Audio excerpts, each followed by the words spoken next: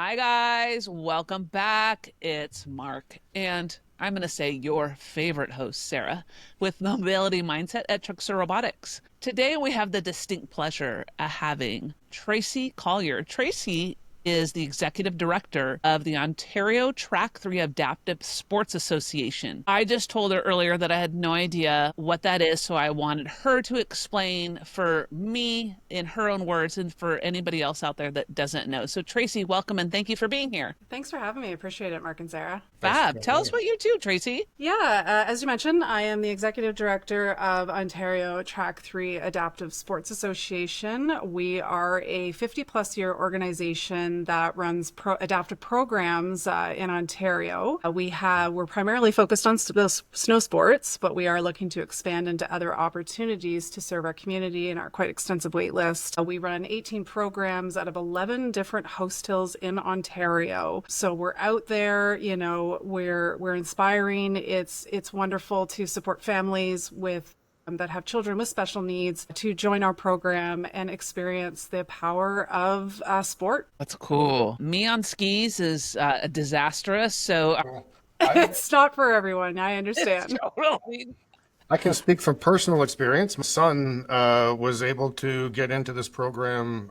We had been on the waiting list for a few years, but we were able to get in last year. And my son was able to experience skiing for the first time, which was absolutely incredible, to be perfectly honest with you.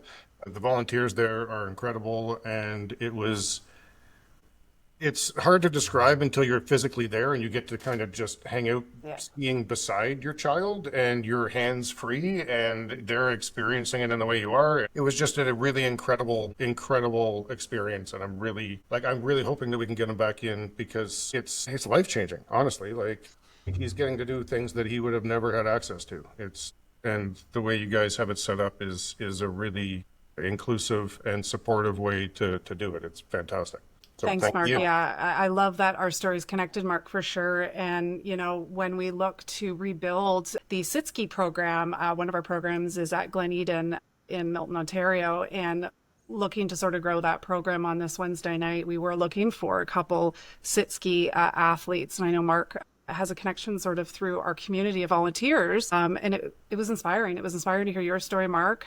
We definitely appreciated the experience that your son had within the program. And I love what you mentioned as far as the connection from the volunteer to the athlete, really showcasing that care, really showing that compassion and empathy, creating a safe environment too, right? With your unique experiences. And every child in our program has a unique experience and disability, of course, and just really tailoring our programs to meet those needs. It was incredible. It over exceeded every expectation that I had, and they were pretty high to start Thank with. you. Wonderful to hear. Wonderful to hear. Let's start in a different direction, and let's ask you a question on how adaptive sport became a part of your life. Oh, great question. Thank you. Yeah. So adaptive sport for me, I guess my journey started back in 2010. My aunt was served on the board of directors. She had served 2 terms. She has a son with cerebral palsy. And at 8 years old, her son joined the program of Track 3. Her family was a skier. I was a loose skier at the time.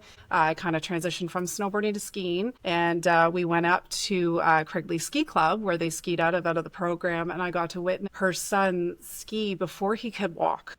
It was so incredible, and it was just this little boy, sort of that sack of potatoes, and he's, on utilizing outriggers and sort of figuring out his body and working with an amazing instructor at the time. And it's wonderful, actually, the with the volunteers and the connection that they have. That mother and that volunteer are best friends today, and we're, flashing forward to, 15 plus years later. It's incredible. That 8-year-old is now 24 years old. He's graduated out of our program. He was an independent skier by the time he exited our program, which is quite unique. So that's really stuck with me. The sort of secondary skate. So the early onset for me in my journey was I was a supporter. I was a donor. I would, go to their gala and support at certain events and things like that to support my cousin at the time, right? And then sort of fast forward, my son. I have a son who is autistic. I have 2 children. One is autistic, and he was diagnosed in 2020. So things took a shift for me as far as I came from, agency world and things like that. And it was a struggle because of COVID, right? And it was like when he was diagnosed, it's like, how do we navigate this? My husband and I, when programs were shutting down and just so much had happened. Well, I decided to take a shift in my career at that time. Found out Track 3 was looking for an opportunity around development and marketing. It was a great fit for me, and it was a time that they needed to build, coming out of COVID, sort of their presence and their brand, and really revitalizing the program, attracting more volunteers, and giving some of that hope for the families that our programs would open back up, right? So I took that shift, took a role 2022, and then I sort of missed that season because I started in the spring. My son joined that program the following year, and it was incredible. Similar experience to Mark. I felt it. I felt it through and through, both my husband and I, seeing him excel. My son, he was, 8 years old at the time. He's like, well, I don't really love sports. I'm like, Trent, you don't need to love sport, but we need to find some activity, some activity that will accommodate you and your needs in certain cases, right? So he struggles with some behavioral challenges that wouldn't really match, say, a mainstream program for him. He will probably never be at the ability that he could join, say, an organized sports and such, right? So he needs that environment that can be, calm and patient with him, that can adapt to his certain needs. And watching him go out there was just a moment like no other as a parent, to be able to experience that. And then here I am today. Like, it was, he's 3 years into the program. He's going to be 11 this year. His goal is to hit a blue run this year. He's been primarily on green.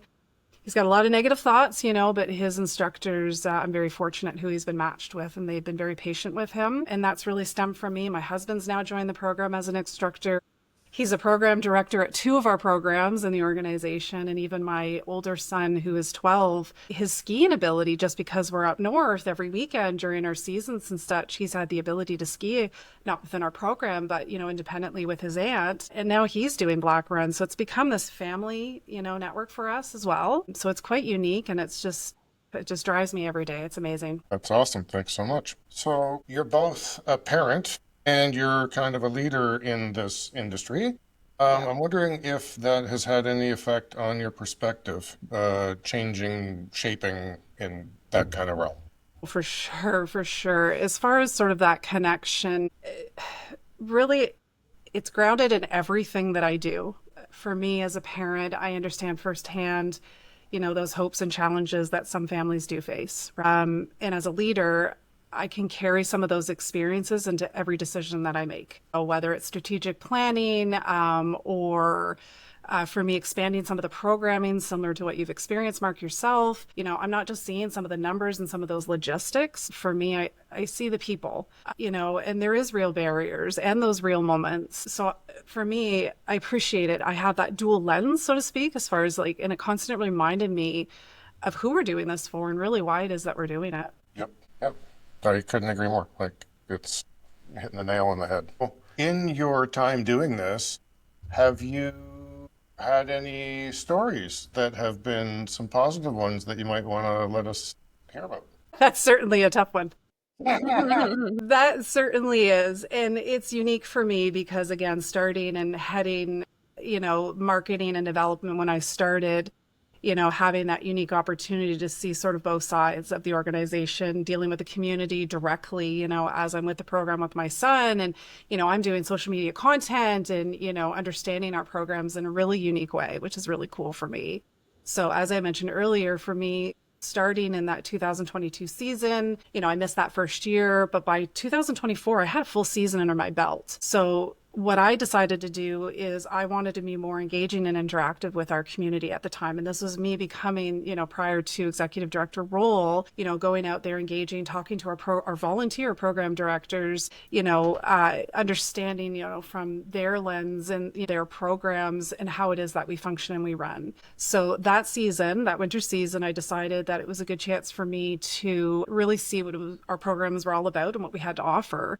So I spent that winter season traveling. It's not always easy in the winter months with the snow, but I was very fortunate. I was able to hit out of our 11 hills. I hit about 8 hills that season, which is a lot. We stem anywhere from Battawa, I'm in Mississauga based, 3 hours from my home. Unfortunately, it was a program I didn't meet, but Hidden Valley up in the north, so that's the Muskokas, Mount St. Louis, It was a lot of travel that year, but I was really committed to do it. One program that I did hit was Mount St. Louis, and it was a Sunday program. It was family day weekend, and I met this young autistic boy similar to Trent, and I watched him experience the hill. He was on the learner hill. He took lots of breaks. Again, it's very tiring, just skiing, for, an average able-bodied individual that's not facing any challenges or barriers, right? But this sweet boy was working with his talented team of volunteers, just being incredibly patient with him, and helping him through the lessons really at his own pace, right? Well, a few weeks later, we had received a testimonial from the boy's mom. And if we have a minute, I just want to read this testimonial because it was just, oh my goodness, I had the connection to it. It was beautiful and it's a really great story. So I'm going to share this with you guys. Mom wrote, she said, "Her family of 4 would be at Mount St. Louis Moonstone 6 years ago. I would never have believed it. 6 years ago, our son Cole was diagnosed with hemophilia, a bleeding disorder. On that day, I closed the door to ever being able to ski with my boys. 5 years ago, Cole was diagnosed with autism. On that day, I locked the door. In January, Cole was invited to ski with Track 3. We thought, let's try it, and we're so glad we did. Cole was slow and steady each week working with his volunteers, who were beyond patient, who never stopped encouraging Cole, and who were so educated on teaching kids with special needs to ski. Everyone's hard work paid off, and on this last day, Cole's older brother, Isaac, came to try skiing for the first time. Isaac joined the volunteers and together got Cole to use the chairlift for the first time and got Cole to ski independently on his own. I have now unlocked those doors, swung it open, and in winter of 2025, we'll be skiing as a family of 4. Track 3, you have changed our lives. Thank you." This testimonial came from the mom of this boy, Cole, who I had met the season before. And for me, the story really struck a chord. One, on a personal note, our family had been faced with the possibility of hemophilia ourselves. As a carrier of the blood disorder, I knew that we had a 50-50 chance that we could pass this on to my own 2 children. So hearing that from Cole, it's like, we felt lucky. But after reading Mom's story, it did make me stop and really reflect. Because, had our journey had gone maybe in a different way, it would have been okay, to have these programs like Track 3 and, certainly other programs out there. But her son faced his own challenges, with incredible resilience. The family fully embraced the idea that sport can, be powerful and life-changing, but it does need to happen in a safe and adaptive environment, right? So for me, meeting Cole that day and watching him conquer life in his own way, it's just something I'll never forget. It really, truly inspired me for sure. That's a heck of a story. Thank you for sharing. Of course, yeah. And there's just, like I said, Mark, so many others, but that one just, it sat with me today for sure. Really strong. For sure. That's a solid one. Absolutely. Yeah.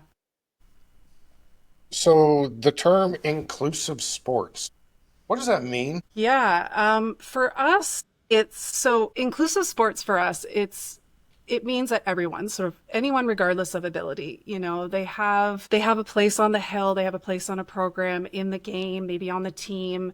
It's not creating sort of separate experiences, because I do have one son that is in mainstream, competitive soccer, and then I've got Trent that's doing adaptive program. But for us, sort of creating, and any organization creating sort of that opportunity.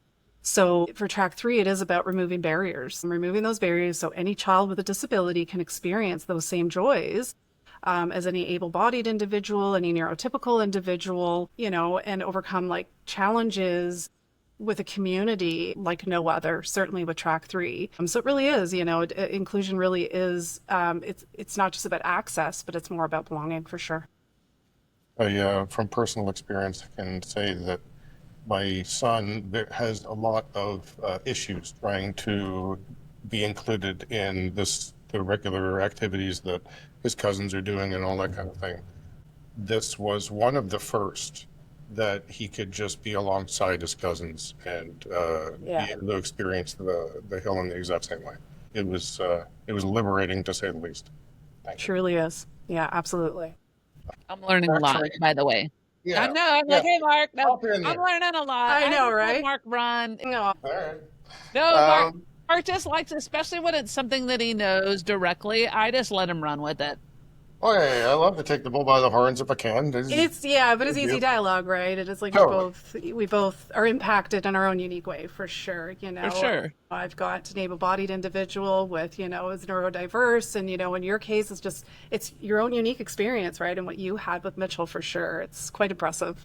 I gotta say, like what I was anticipating to happen on the hill and what happened on the hill were different. So I was We hear anticipating it a lot. to be in a sit ski and somebody steering him down the hill and me kind of it being really slow and me being beside him. And what actually happened with was him on a sit ski with ropes and he was 20, 30 feet out in front of his volunteer after repeated attempts of doing this, where he really got to experience it in like he was just free. In his And own independent way, yeah, right? yeah, it was Yeah. amazing. And he doesn't get to experience that ever, really. Like there's either somebody pushing his wheelchair or directing where he's kind of going. But Yeah. in that sit ski, he had the ability to just lean over and steer it. And it was, I don't know, it was nice to see him being able to kind of be free.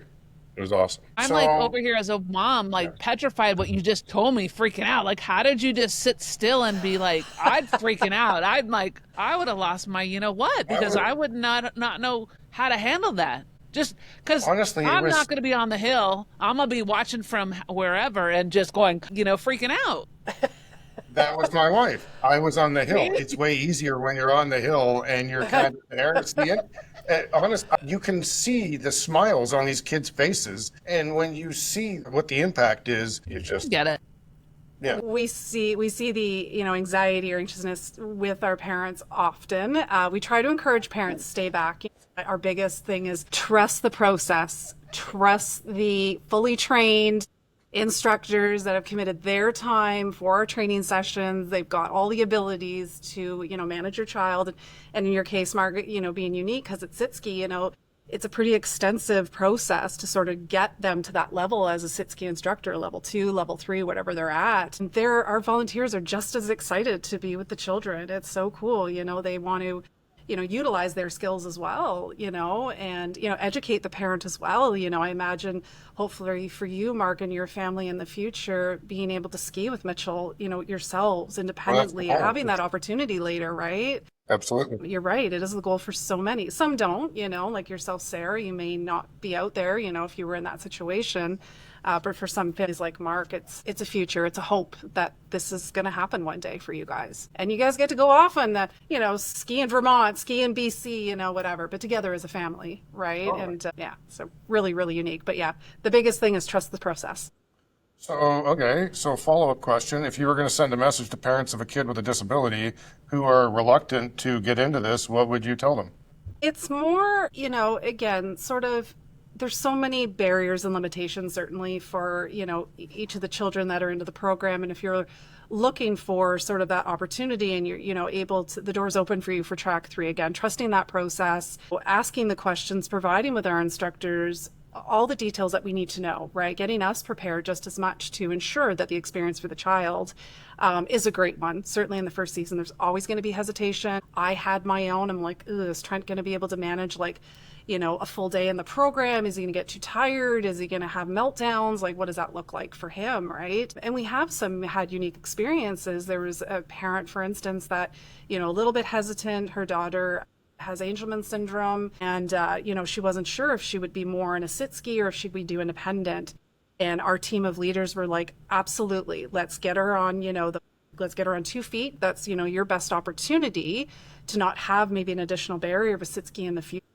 Hesitation, hesitation, hesitation. Eventually, mom warmed up, and she's like, this is the best decision that we could have made. So knowing that, there is opportunities and adaptive ways that we can work with the child, as long as you're open-minded, really going into the program, it can work. It really can. And, I'll speak again to my own son, Trent, having those hesitations. And sometimes I was like a little embarrassed. I'm like, oh, he's having a meltdown. Are the instructors going to get exhausted? And it's just, I'm feeling bad and having all that guilt, but it wasn't the case at all. I've had volunteers come to me, tap me on the shoulder and just, Tracy, we got this. we got this.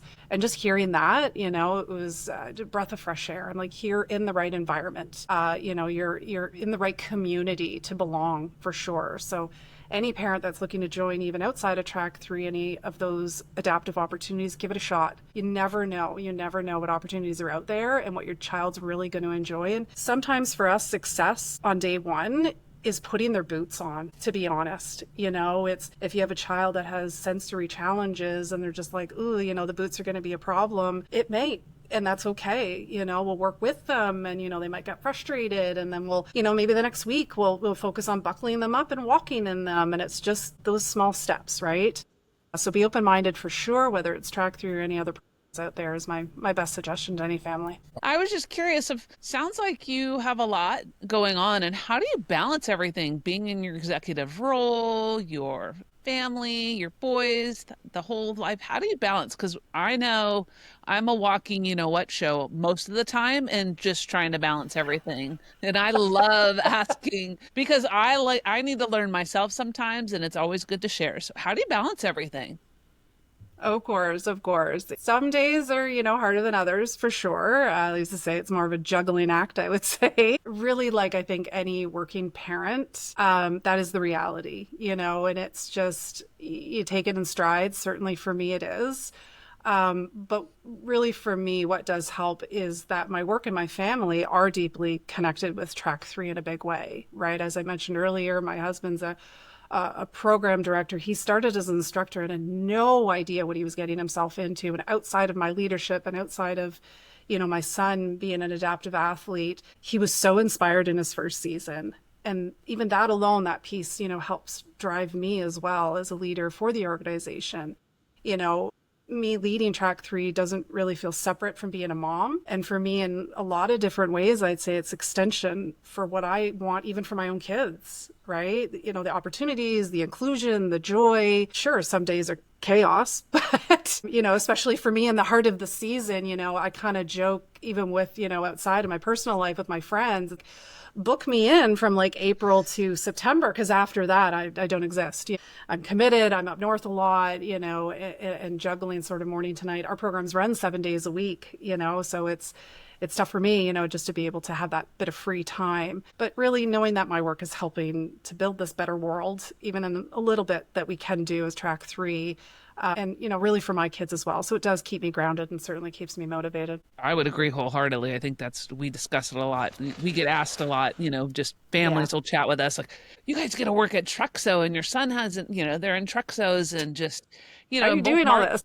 Yeah, how do you do it? But more importantly, it's just like what you said. It's exactly when you're passionate about something and you feel so compelled to help, it's kind of like a walk in the park, I mean, it's just human. It's just your second nature to just be involved, make it a personal to work with. We work with so many families, but we all just make it up. If someone needs a little more extra help, we extend that arm or hand or whatever they need, and just it's not just hey, sign up for a class or like for you for you start becoming family and community, and that's such an important thing throughout all of this.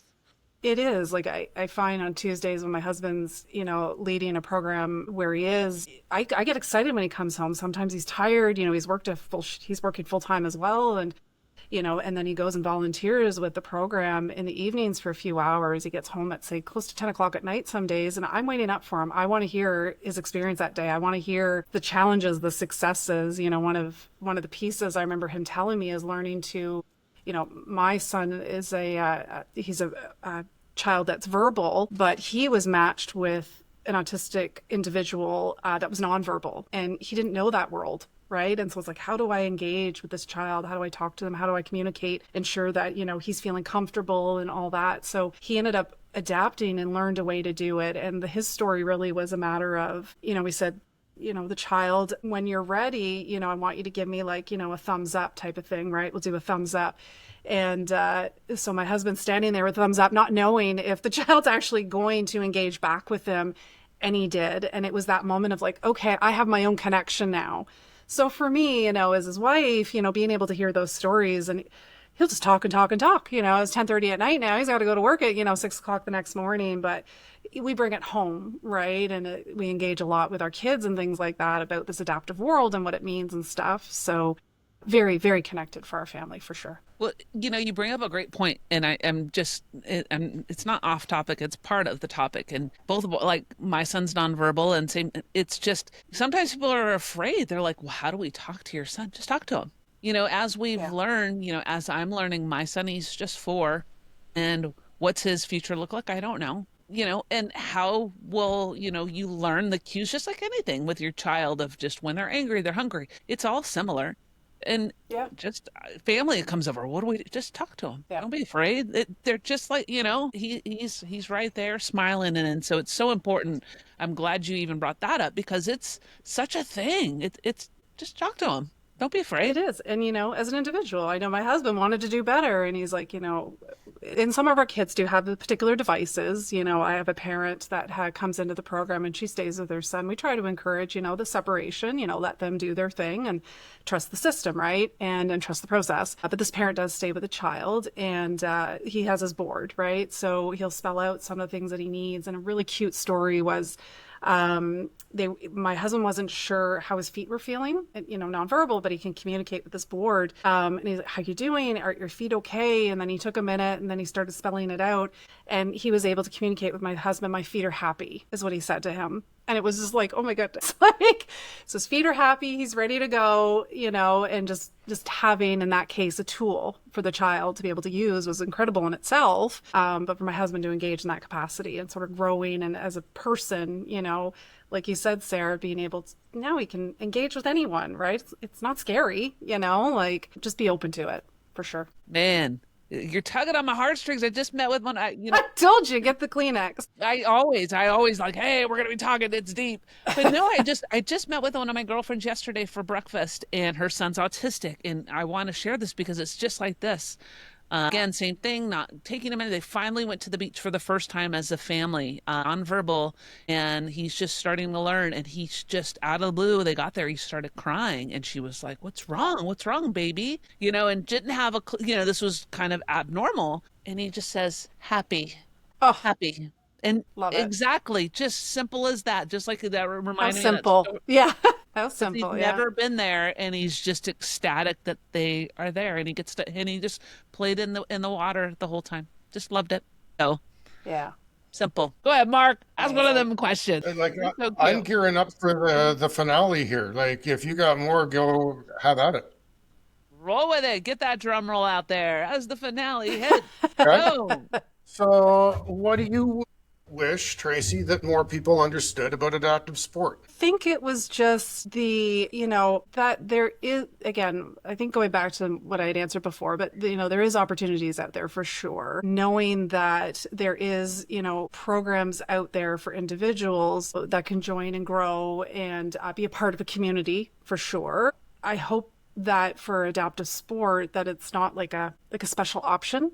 I want it to be simply a part of our landscape, I guess, in every child, regardless of their ability, or having access to something meaningful, high quality sport experience, maybe even from the start, if, that's how they feel. And I'm going to share a project that we're working on if you guys are okay with that, but Track 3 is working on a future home. It's called the Building Futures Project. And so for us, we're creating a space in Ontario that'll be a center of excellence for adaptive snow sports or adaptive sports just in general.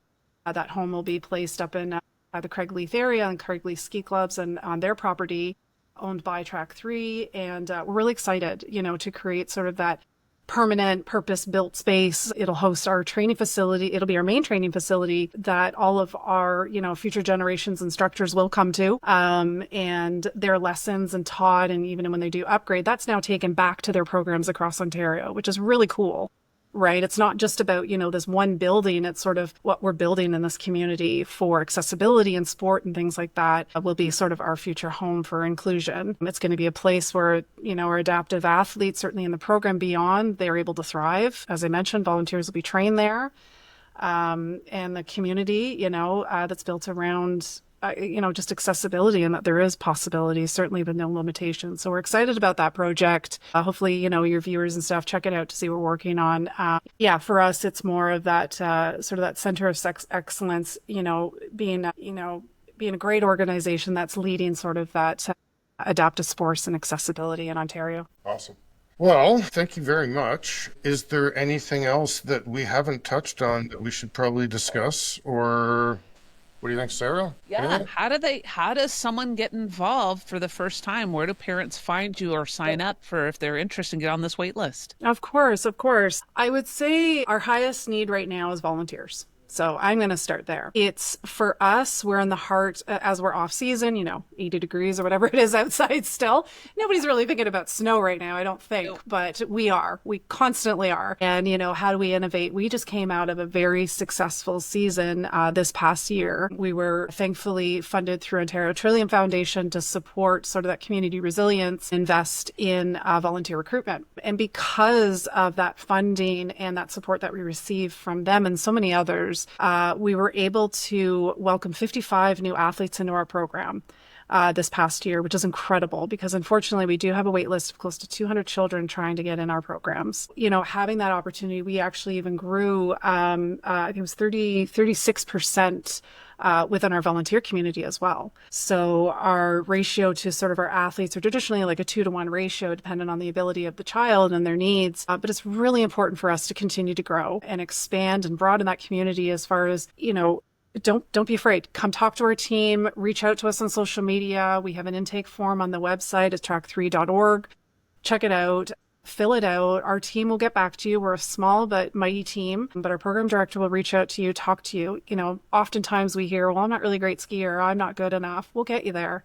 Talk to us and we'll talk to you about, how you can adapt with our program. Come join we have a training session the first weekend in January for our volunteers and future instructors. You can start at the ripe age 14.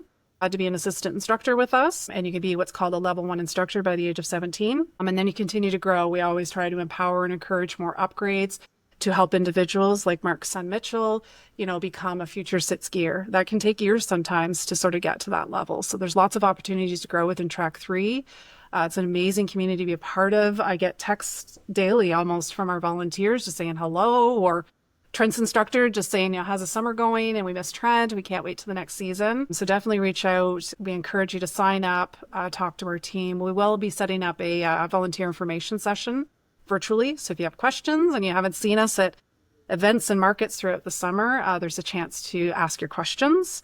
And again, we're in 11 Host Hills. So for you, wherever you might be located, consider Track 3 as an opportunity to experience a unique winter for yourself, maybe for the first time. On the parent side of things, if you're interested in getting your child part of the program, again, sign up. There's an intake form for participants on the website. Sign up. Our team will reach out to you. Learn the abilities of your child, where it is that you're looking, priority hills and stuff. We do our best to break barriers. So we do provide accessibility for transportation for some of our programs as well. So if that's a challenge for you, there is opportunities out there. So having a bus to be able to go north and ski a private ski club in Ontario is a pretty cool and unique opportunity for the families. And so check us out. Certainly, as I say, unfortunately, we do have a wait list, but the earlier you can get on, the better it is for all of you. Oh my gosh. So cool. I've learned so much this whole segment. Thank you so much, Tracy. Mark's Of Mitch, course. lucky man, telling you. Yeah, honestly, it was well worth the wait. It's been the best sporting experience I could put him in. Honestly, it's incredible. Thanks, Mark. I'm going to get out to see Mitch this year for sure. I can't wait to see you guys and meet you in sort of that moment and see that experience. And I'll probably be the one at the bottom filming them. So I can't wait.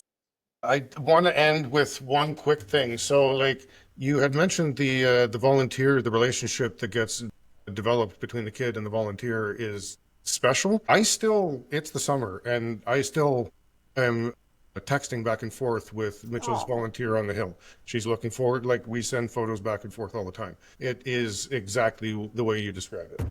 It is. It's this synergy, it's this family, it's this connection and community. Really, I often hear, and I'll leave this as a note too, is when I really started and talking to our volunteers, and I'll go back to sort of my cousin that joined the program, and looking back so many years later, 15 years later, we're still friends with his first instructor. And I remember sitting up north with her and I'm like, what inspired your family to do this? They didn't have children with special needs.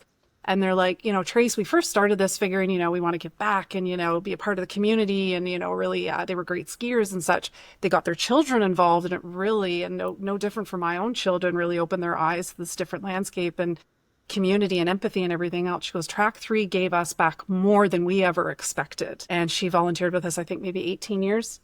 We have volunteers that they're so connected, engaged with our community, and they just love the experience, that 30, 35 years they're with our organization. We give out pins for 15 years, often in our season, 20 years. Once you're in, and you tend not to leave. It's quite rewarding for sure. That's a great way to fill the bucket, so to speak. Yeah, it is. It really is. Awesome. Well, I want to personally thank you for coming in because you have really been a change in my son and myself's life. I am indebted. Thank you greatly. But for the rest of the kids and families and parents out there that are considering it, do it. Just do it. It was awesome.